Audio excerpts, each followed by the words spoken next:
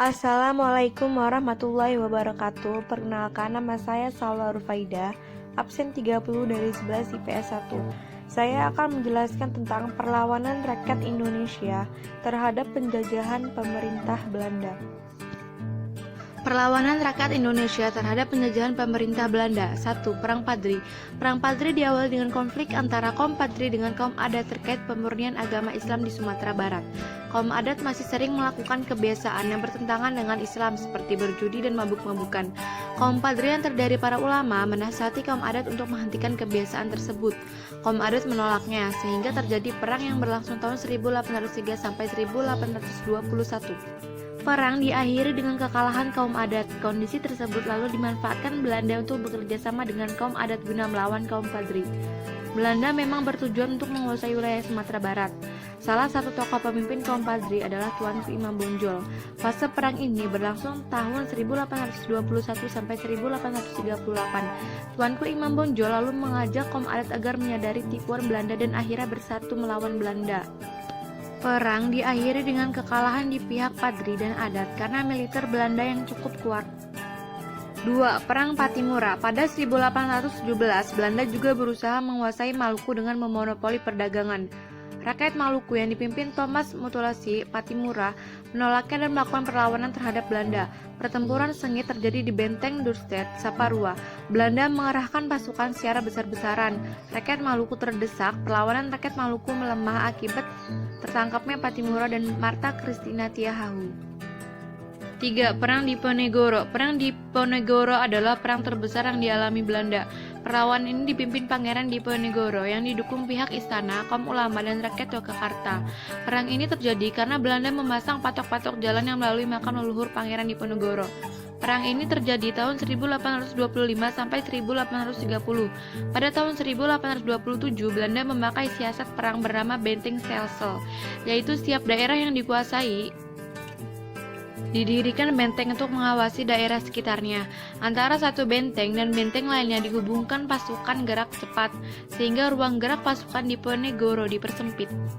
Benteng Stelsel belum mampu mematahkan serangan pasukan Diponegoro. Belanda akhirnya menggunakan tipu muslihat dengan cara mengajak berunding Pangeran Diponegoro. Padahal sebenarnya itu berupa penangkapan. Setelah penangkapan, gerak pasukan Diponegoro mulai melemah.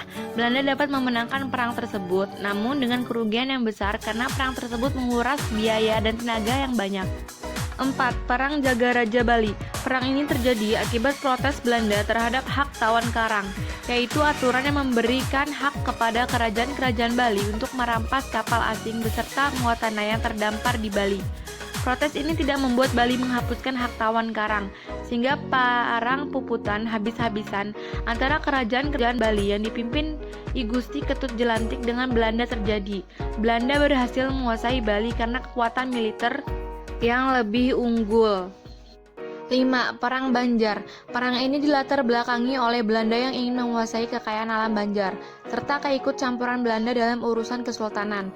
Akibatnya, rakyat yang dipimpin Pangeran Hidayatullah dan Pangeran Antasari melakukan perlawanan terhadap Belanda sekitar tahun 1859. Serangkaian pertempuran terus terjadi hingga Belanda menambahkan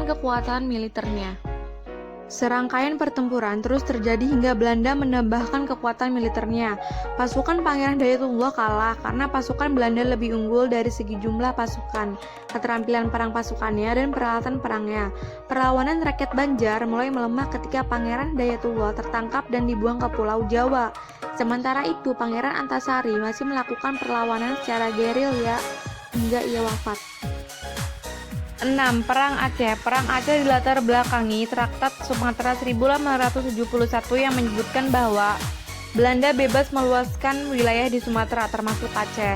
Hal ini tentang Teuku Cik Ditiro, Cut Mutia, Teuku Umar, Cut Nyak Dien, dan Panglima Polim. Belanda mendapatkan perlawanan sengit dari rakyat Aceh. Rakyat Aceh berperang dengan jihad sehingga semangatnya untuk melawan Belanda sangat kuat.